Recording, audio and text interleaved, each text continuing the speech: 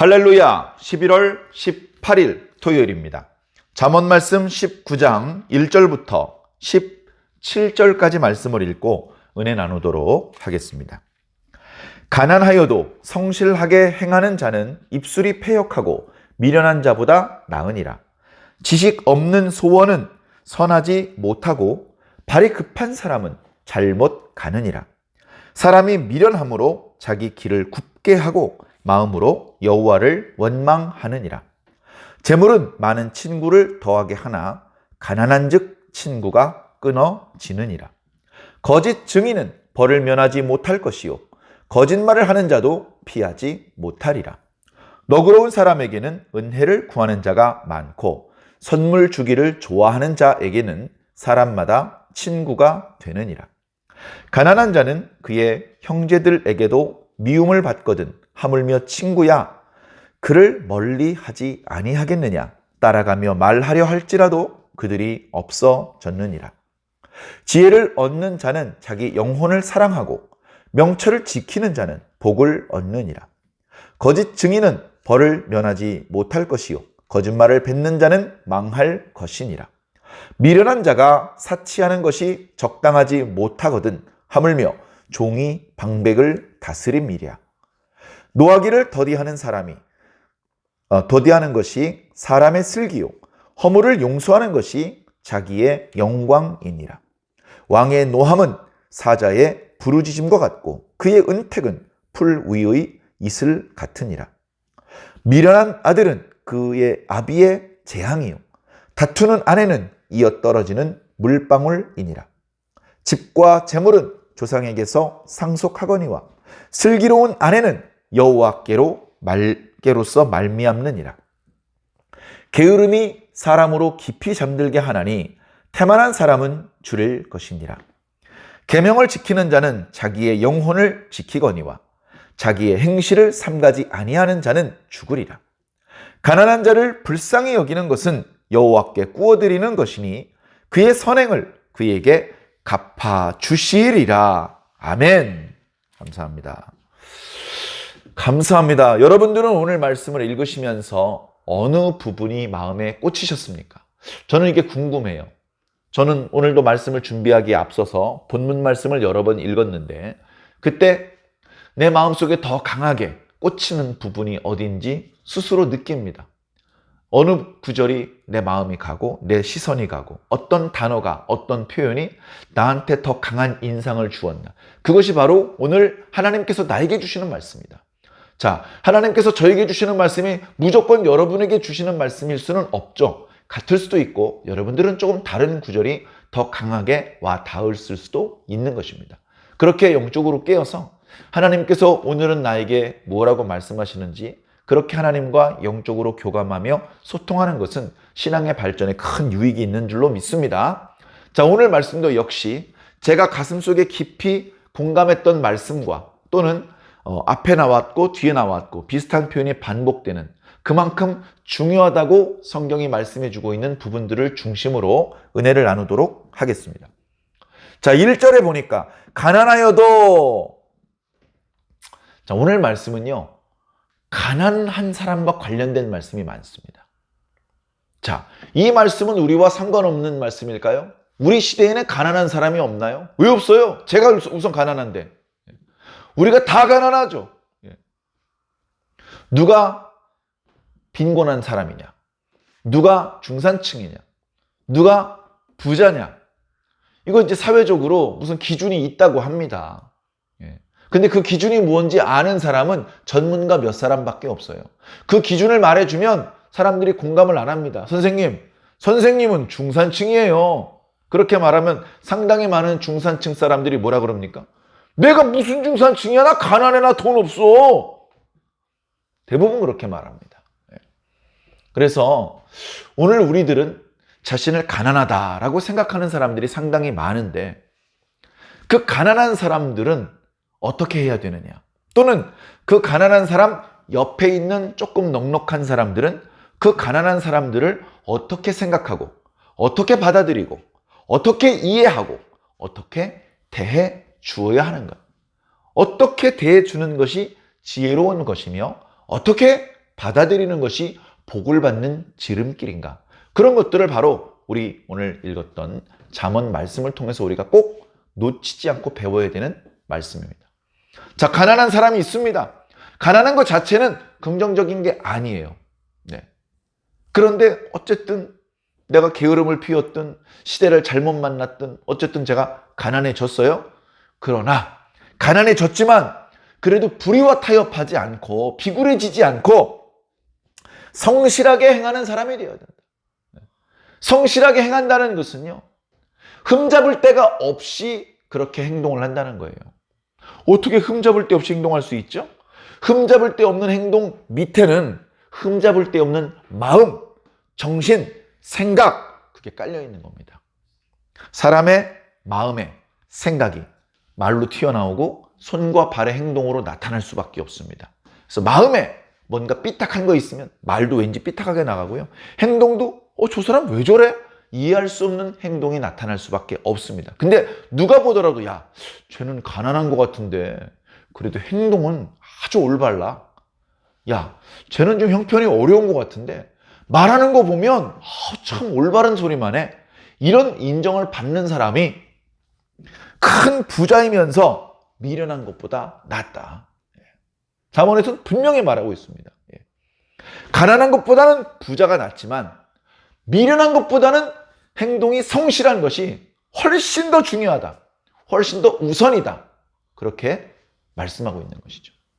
그래서 우리는 가난에서 벗어나기 위한 노력보다 미련함에서 벗어나기 위한 노력을 위해서 몇 곱절 더 노력을 해야 됩니다.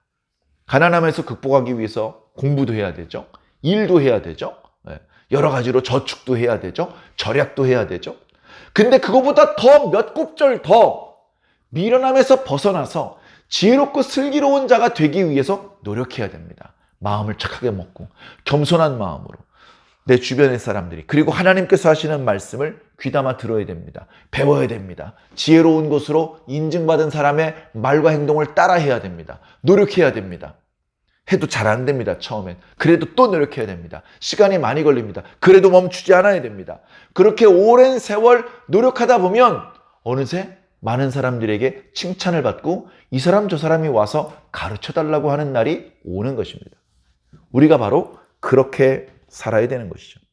자, 그렇게 살지 못하면 2절에 지식 없는 소원은 선하지 못하다. 무슨 뜻이냐면요, 뭔가 열심히 해요. 지식이 없는 열심이야. 신앙적으로도 이런 경우가 있어요. 로마서 10장에도 그런 말씀이 있는데 이스라엘 사람들, 유대인들이 정말 신앙의 열정이 대단해요. 지금도 대단하지만 예수님 당시 때, 사도 바울의 시대 당시 때 유대인들의 신앙의 열정은요, 상상을 초월합니다. 로마 사람들이 죽인다고 해도 안식일을 지켰어요. 죽여라! 안식일을 어길 수는 없다. 아무리 매질을 해도 안식일은 일을 안 합니다. 그렇게 똑똑하고 숫자 계산에 틀림이 없고 몇 개 국어를 하는 사람이, 그렇게 총명한 사람이 일주일에 하루씩은 바보가 됩니다.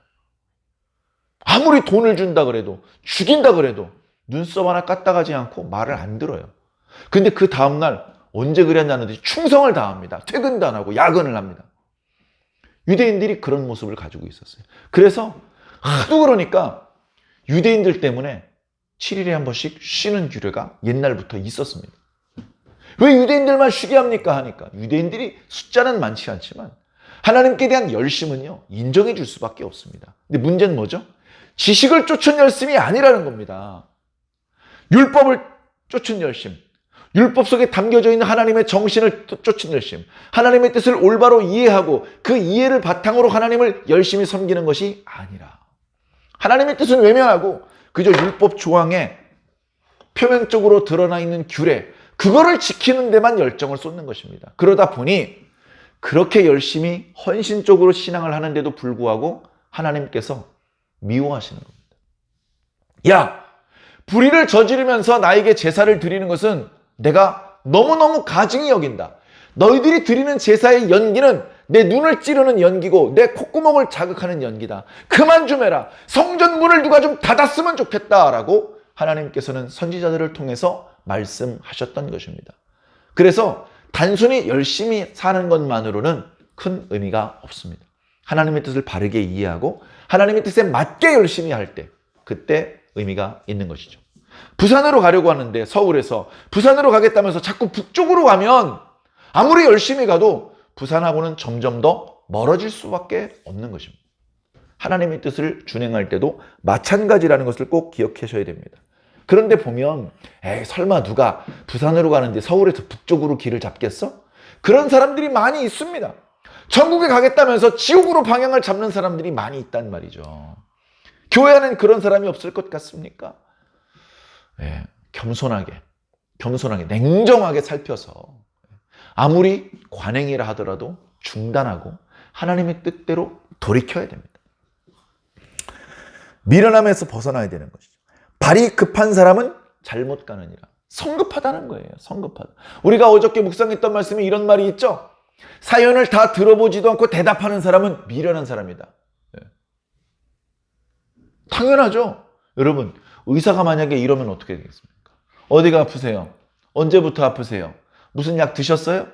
그래서 환자하고 충분히 인터뷰를 해보고 제가 볼 때 그렇게 걱정할 일은 아닌 것 같습니다. 제가 3일치 약을 조제해 드릴 테니까 식사 후에 드십시오. 아마 이틀치만 드셔도 증상이 가라앉을 겁니다. 이런 말을 들으면 마음이 편안해져요. 그런데 의사가 환자 얼굴을 위아래로 훑어보더니 자, 약 드렸으니까 드세요. 아니 내가 어디가 어떻게 아픈지 말도 안 해주는데 처방 약이 나왔다고?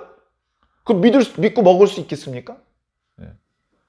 아니 배가 아파서 왔는데 두통약을 주면 어떡해? 의사가 만약에 그렇게 상대방의 사연을 들어보지도 못하고 대답을 먼저 하는 사람이라면 위험합니다. 판사가 그런 사람이라면 재판이 불공정해집니다. 정치인이 그런 사람들이라면 서민들은 날마다 외면받게 됩니다. 하나님의 사람들이 그런 사람들이 되어서는 아니 되겠죠. 자, 4절. 사람이 미련하기 때문에 자신의 길을 스스로 꼬아 자신의 길을 스스로 망쳐요. 그래놓고서 누구 탓합니까? 하나님 탓합니다. 하나님 때문이야.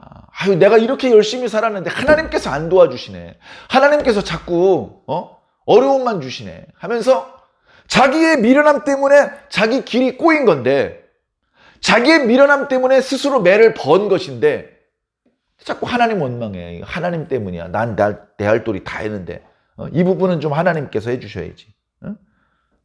자기가 잘못한 건 생각하지 않고 부모님 욕하고 친구 탓하고 그러다가 하나님 탓하는 겁니다.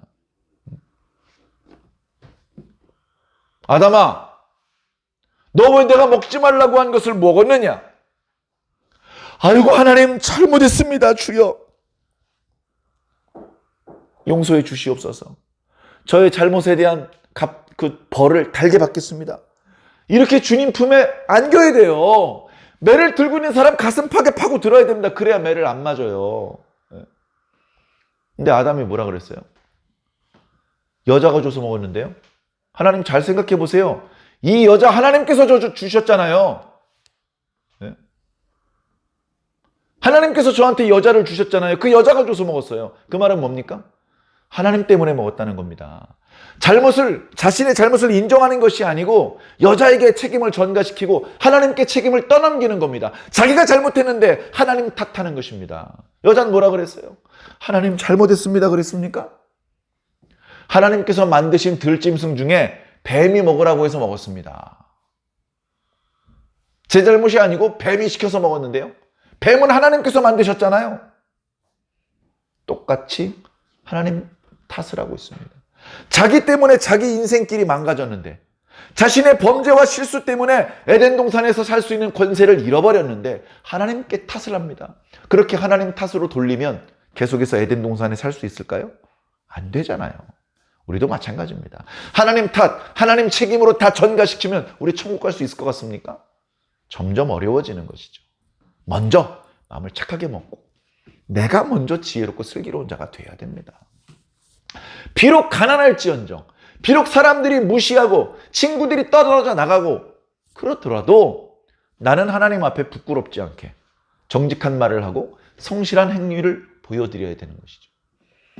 자, 이어지는 말씀. 재물은 많은 친구를 더하게 한다. 그죠? 누가 돈이 많아요. 그럼 옆에 있는 사람이 뭐라 그럽니까? 야, 너 돈 많어? 야, 나랑 친하게 지내자. 농담 반 진담 반으로 그렇게 말합니다. 예. 돈 많은 사람하고 친하게 지내서 손해볼 건 없어요. 좋은 일이 생기지. 자, 그런데 가난한, 야, 너 돈 없어? 연락하지 마. 이게 우스갯소리가 아니고 과장이 아니고 실제 우리 시대에 그렇게 우리가 생각하고 행동하고 있지 않습니까? 우리 시대만 그런 게 아니고요. 고대로부터 지금까지 항상 그래왔어요. 가난하냐? 연락하지 마. 너 가난하지? 나 찾지 마. 가난하면 친구가 끊어진다. 그러면 그 가난한 자를 향해서 야, 연락하지 마 라고 말하는 사람은 지혜로운 사람일까요? 하나님의 마음을 기쁘시게 하는 사람일까요? 아니라는 겁니다. 당장은 가난한 사람과 거리를 두는 것이 경제적인 손실을 줄이는 아주 지혜로운 방법같이 느껴질 수도 있습니다. 그러나 그것은 길게 보지 못하고 어리석게 판단하는 것이죠. 그러다 일이 잘못되면 또 하나님 핑계를 대겠죠. 그러나 그렇지 않습니다. 과연 우리 주변의 가난한 사람들을 향해서 우리는 어떤 생각을 하고 어떤 말을 하고 어떤 행동을 하는지 스스로 돌이켜보시기를 부탁을 드리고, 오늘 말씀 맨 마지막 구절에 하나님께서는 어떻게 하는 것을 원하시는지 살펴보시기를 부탁을 드립니다.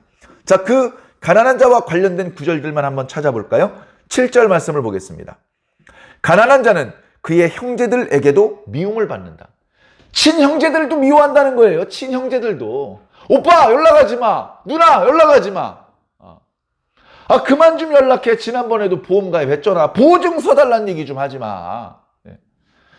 가난해서 도움을 요청하는 것은 부탁을 받는 사람은 참 부담스럽고 괴로운 일이거든요. 그러니까 형제들도 미워하지 않을 수가 없어요. 하물며 친구들은요. 친형제도 미워하는데 친구들은요. 야, 연락하지 마 이 자식아 하면서 절교를 해버리겠죠. 자, 그러나 그것이 과연 잘하는 걸까요? 가난한 사람이 이봐 친구 잠깐만 나 한마디만 할게. 쫓아가면서 얘기를 하는데도 도망갑니다. 뿌리치면서. 이게 현실이에요. 자, 그러나 가난한 자를 대할 수 있는 방법이 그런 것밖에 없을까요? 오늘 말씀 맨 마지막 구절인 17절 말씀을 한번 살펴보겠습니다. 가난한 자를 불쌍히 여기는 것은 하나님께 구워주는 것이다. 야, 하나님이 돈이 없어? 하나님께 없는 게 뭐가 있어요? 자, 돈으로만 치자고요. 돈으로만. 하나님께 부족할까요? 돈이? 다 하나님 거예요, 사실은. 그런데 하나님께서 우리들에게 돈을 꾸셔요. 하나님 50만 원 필요하시죠? 자, 50만 원 드릴게요. 하나님께서 이봐 김 목사 고마워. 나 50만 원 필요한 줄로 어떻게 알았니? 고마워. 내가 나중에 100만 원으로 갚아줄게. 그 말은 뭐냐 하면 내 옆에 있는 가난한 이웃에게 내가 50만 원을 주는 것은 그 가난한 이웃에게 하나님께서 50만 원을 줘야 되는데 내가 하나님께 빌려드려서 내가 그 가난한 자를 도와주는 거예요. 그러면 내 돈이 그냥 가난한 자 주머니에 들어가서 없어져 버리는 게 아니고 하나님의 장부에 기록된다는 거예요. 하나님의 장부에. 그 가난한 사람은 나한테 50만 원의 도움을 받았지만 나한테 50만 원 갚아줄 능력이 없어요. 그는 가난해요. 내가 50만 원 줬다고 금세 부자가 되는 게 아니에요. 그러니까 나는 돌려받지 않을 걸 각오하고 그냥 50만 원을 준 거예요. 그런데 그 과정에서 하나님의 장부에 내 이름과 나의 선행의 행적들이 기록이 되는 겁니다. 김은상, 네가 저 가난한 사람 불쌍히 여겼냐? 내가 잊지 않을게. 내가 꼭 갚아줄게. 하나님 째째한 분 아닙니다. 50만 원 썼는데 49만 원 갚고 야, 만 원 깎아줘. 이렇게 말하는 분이 아니고 50만 원을 가난한 자를 위해서 구제했으면 500만 원, 5천만 원으로 갚아주시는 분입니다. 우리 그 하나님을 믿고 그 가난한 사람과 절교하지 않고 그의 도움을 매정하게 거절하고 뿌리치지 않고 그를 도와주는 거예요. 하나님 믿고 하는 겁니다. 그 가난한 자를 어떻게 믿고 도와줘요? 하나님 믿고 도와주시기 바랍니다. 그것이 우리가 지혜자인지 그렇지 않은지, 그것이 우리가 하나님께 복을 받을 수 있는지 그렇지 않은지를 판가름하는 것이 될 수도 있다는 것입니다. 다시 앞으로 넘어와서 5절 말씀을 보면 거짓 증인은 벌을 면하지 못할 것이다. 위증죄죠. 거짓말을 하는 자도 피하지 못할 것이다. 똑같은 말이 9절에 나와 있습니다. 거짓 증인은 벌을 면하지 못할 것이요 거짓말을 뱉는 자는 망할 것이다. 우리의 언어 생활에 거짓은 없어져야 됩니다. 거짓말을 잘하는 사람은 그의 압이 마귀의 자식이기 때문에 그런 것입니다. 마귀는 처음부터 거짓말하는 자였다라고 성경은 기록하고 있습니다. 6절, 너그러운 사람에게는 은혜를 구하는 자가 많다. 야야, 저 사람한테 얘기도 꺼내지 마.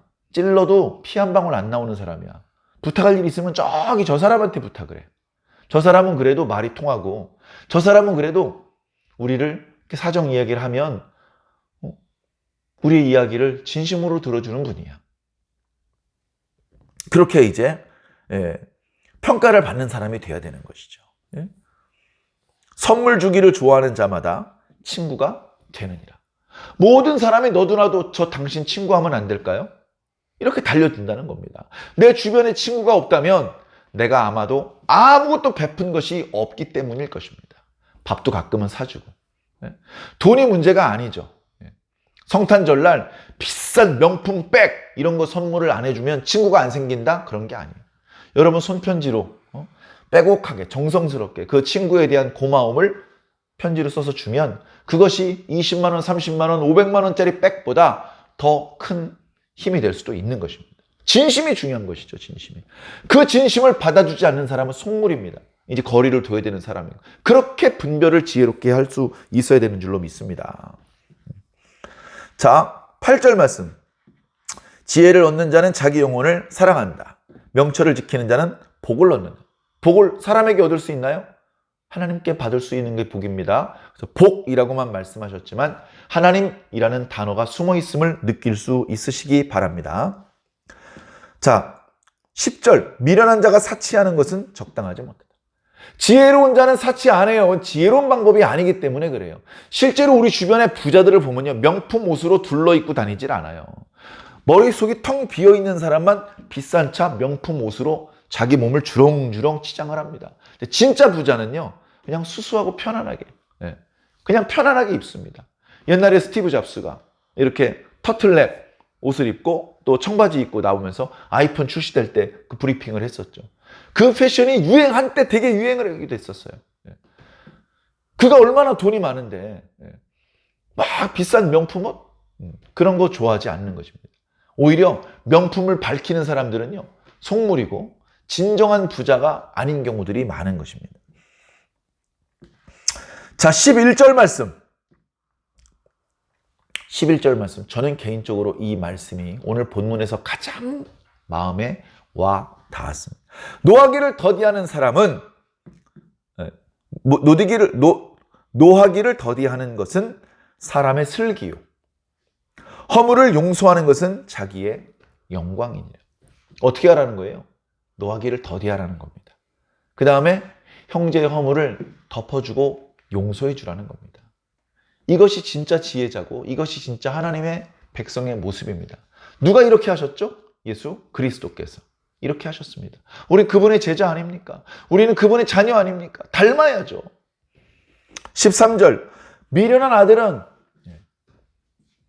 가족들을 힘들게 만드는 존재가 둘이 있는데 미련한 아들이라고요. 다투는 걸 좋아하는 아내입니다. 둘 중에 한 명만 있어도 집안이 쑥대밭이 지옥이 됩니다. 두 명이 다 있어봐요. 생지옥이 됩니다. 생지옥. 자, 그 다음 구절. 집과 재물은 조상에게서 상속을 해요. 집도 필요하죠? 재물도 필요하죠? 조상을 통해서 상당히 많이 공급받을 수 있습니다. 그러면 다투는 아내 말고 슬기로운 아내는 어떻게 하죠? 조상들에게 물려받는 건 아니고 그건 하나님께서 선물로 주시는 거야. 하나님께서 선물로 주시는 거야. 네 아내가 슬기로운 아내니 그거 하나님께서 너에게 큰 선물 주신 거야. 아, 그렇구나. 이렇게 생각하면 나는 왜 하나님께 선물을 받지 못했을까? 이렇게 생각하는 분들이 많이 있을 것이라고 말씀을 드렸는데 그렇지 않습니다. 지금 여러분 곁에 있는 아내는 슬기로운 여인입니다. 그런데 여러분들이 그 아내를 사용할 줄 몰라서 미련한 여인으로 바꾸어 놓고 불평을 하고 있는 것입니다. 내가 잘못해놓고 하나님 탓하는 것이죠. 하나님, 저 사람에게는 선물로 슬기로운 여인을 아내로 주었는데 나한테는 왜 안 주셨습니까? 또 하나님 탓하는 거예요. 자기가 잘못해놓고 얼마나 어리석습니까? 자기 아내를 지혜로운 여인으로 탈바꿈시켜놓고 그 아내의 도움을 받으시기 바랍니다. 15절. 게으름이 사람을 깊이 잠들게 만든다. 그러나 태만한 사람들은 결국은 줄이게 될 것이다. 계명을 지키는 자는 자신의 영혼을 지키거니와 자기의 행실을 삼가지 아니하는 자. 조심하지 않는 사람은 결국 자기 생명을 다 살지 못하고 죽을 수밖에 없다. 자, 오늘 읽은 잠언의 말씀, 이런 말씀, 저런 말씀 막 뒤죽박죽 섞여 있는 것 같은데 그 속에 보면 우리가 가난한 사람들을 어떻게 대할 것인가, 그 말씀이 반복해서 나타나고, 그리고 우리의 언어 생활을 어떻게 해야 될 것인가, 그리고 우리 가족들과의 관계는 어떠한 것이 좋은 것인가, 그리고 우리가 노하기를 더디하고 형제의 허물을 용서해 주는 것이 우리들에게 선택인가 필수인가, 이런 것들을 생각해 보는 그런 말씀이었습니다. 여러분들은 저와는 또는 조금 다른 관점에서 이 말씀을 읽을 때 유난히 마음속에 와 닿는 또 다른 구절이 있었는지 모르겠습니다. 그 말씀을 주님께서 오늘 나에게 주신 말씀이라 믿고 오늘 하루 종일 그 말씀을 반복해서 묵상하시고, 그리고 생각나는 말씀을 실천에 옮기는 그런 의미 있는 하루가 꼭 되시기를 예수님 이름으로 간절히 축원합니다. 아멘.